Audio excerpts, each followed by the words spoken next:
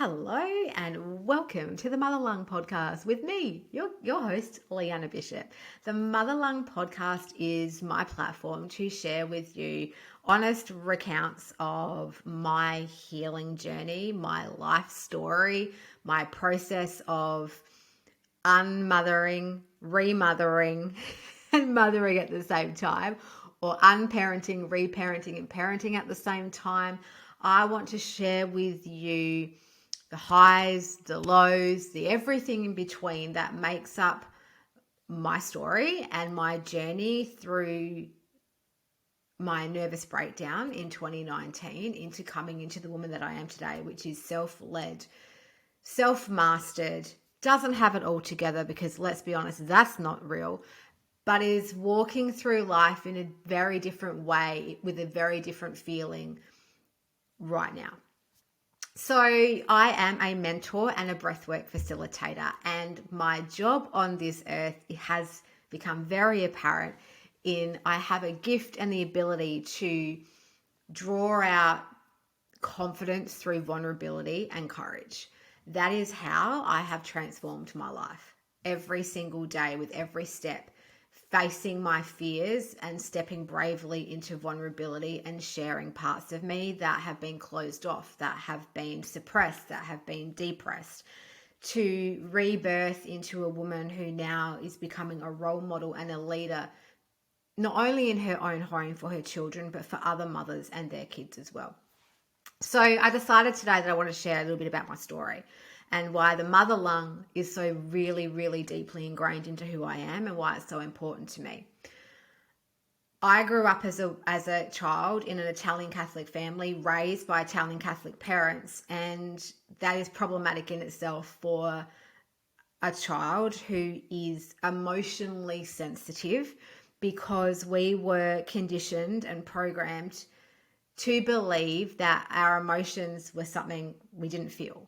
We never spoke about it. We never shared them. If there was any sense of emotion, it was pushed away and it was told to go and cry about it in your room. It was not something that was embraced. It was not something that was ever encouraged in my home. I had a great childhood. Please don't get me wrong. My parents are loving, hardworking. My siblings, we loved each other. Nothing traumatic in the sense of trauma as we see it today, like with a rape or abuse or anything like that. Nothing like that happened to me, but things happened to me. Things happened to me that have created trauma in my body. And as a result, that trauma has been stuck and trapped. And I've carried it through my entire life until 2019 when the wheels fell off and I had the full nervous breakdown because my body simply could not store anymore. So I grew up as a child who was very obese. A lot more to that story, and we'll go through a lot of that throughout this podcast, but I grew up obese. I suffered endometriosis from a very young age. From the minute I got my bleed at 12, I suffered hugely, and my mother had no idea, didn't know how to deal with me, told me I was a hypochondriac. So I suffered in silence a lot of the time through horrendous monthly cycles, through bleeds that I would bleed through my clothes at school. I was teased. I was bullied for being fat, for being overweight, for wanting to hide away, for blood stain, like the whole thing, like the bullying, which is not an uncommon thing, was definitely traumatic for me in my childhood. Also experiencing the things that I was feeling and having nowhere to go with that. Nowhere to speak to, no one to turn to. All I felt was shame.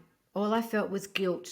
All I felt was this complete brokenness that I am a broken human, that I'm not lovable, that no one is going to love me. And so created a cycle of behavior that had me people pleasing my way through life to make people like me, to feel like I was worthy of love, of being seen, of affection. So fast forward to getting married. I got married very early at 22. I've had 2 children. I have a boy and a girl. Brody is 16. Matilda is 14. They are incredible humans who I am extremely proud of. I had my 2 children, and I had a very early hysterectomy at 37 because things were horrible. Things were really horrible. I couldn't even leave the house without just flooding everywhere. It was horrendous, and I got to a point where I cannot do this anymore. I had the hysterectomy at 37, and I was in my corporate job at the time. I took a few weeks off, and then I suffered a blood clot in my lung. Ironically, the mother lung has tied my entire life story together, and I didn't even realize until yesterday the significance behind breath work, lungs, motherhood, uterus, the whole works. It's just come together for me so beautifully, and it was very unexpected. But life is no coincidence, listeners. Life is no coincidence. It's happening for us at any given moment. All the trials, all the tribulations that I've been through have happened for me to get here. And this is where I now am able to guide and support women on their own journeys of unpacking what happened to them so that they can look at themselves with compassion, so that they can look at themselves differently and choose a different way forward. In 2019, when I was in my corporate job, when my marriage was failing, when I was an unpresent mother, when I was basically numbing myself out with booze, literally numbing myself out with booze. I was in my job. I had a desk with a bottom drawer that housed a bottle of scotch that I would put in my coffee every morning at 10 a.m. I was ruined. I was ruining myself. I was sabotaging everything good in my life. I was sabotaging the relationship with my husband to focus on other people. I was not being a present mother for my children. My health was failing. My mental health was appalling. I was stressed to the eyeballs, and my body couldn't cope. So my adrenals shut down, my digestive system shut down. I lost enormous amounts of weight. I was an absolute skeleton on legs. Death warmed up, as my dad used to say in one of his catchphrases from my childhood. I was a broken human. And I've been on a massive journey from that moment on. My daughter, after I quit my corporate job in 2019 at the age of 40, I went into a very deep, dark 4 months of depression where I did not leave the house, where I'd be in fetal position under a blanket most of the days. I would only leave the house to take my kids to school and pick them up from school. I was comatose within myself, a prisoner of my own mind. I had dark thoughts. I thought about not being here anymore many times because of the pain I knew I was causing other people, but did not know how to get through it. Until one day when my daughter came to me while I was on the couch in the fetal position, and she looked at me and she just said, "Mum." And she held my gaze. And I looked at her, and in that moment, my heart broke open because I saw her life reflected in her eyes. And I knew instantly that if I did not do something right here, right now, to get myself up off that couch and to make another choice, that she would just be repeating the cycles that she had seen in me, and that would then become her reality. That was my coming to Jesus moment, however you want to call it, of awakening, of light bulb, of this has got to change. This changes with me. And I just had this knowing within my body that I now had to make changes. I now had to do the scary thing, which was really start to understand who I was. Because up until that point, I had been having inklings, hearing the voice in my mind that told me I had to quit my job, that told me I had to break up relationships that I had that were toxic, that were doing no favors to my relationship with my husband. I heard all these voices, and yet I was addicted to the pain that I was in. Addicted. Just like I was addicted to boozing and having wine and scotch and really destroying my body, I was also addicted to that pain because I was getting a level of sympathy from people and I was getting a level of being seen.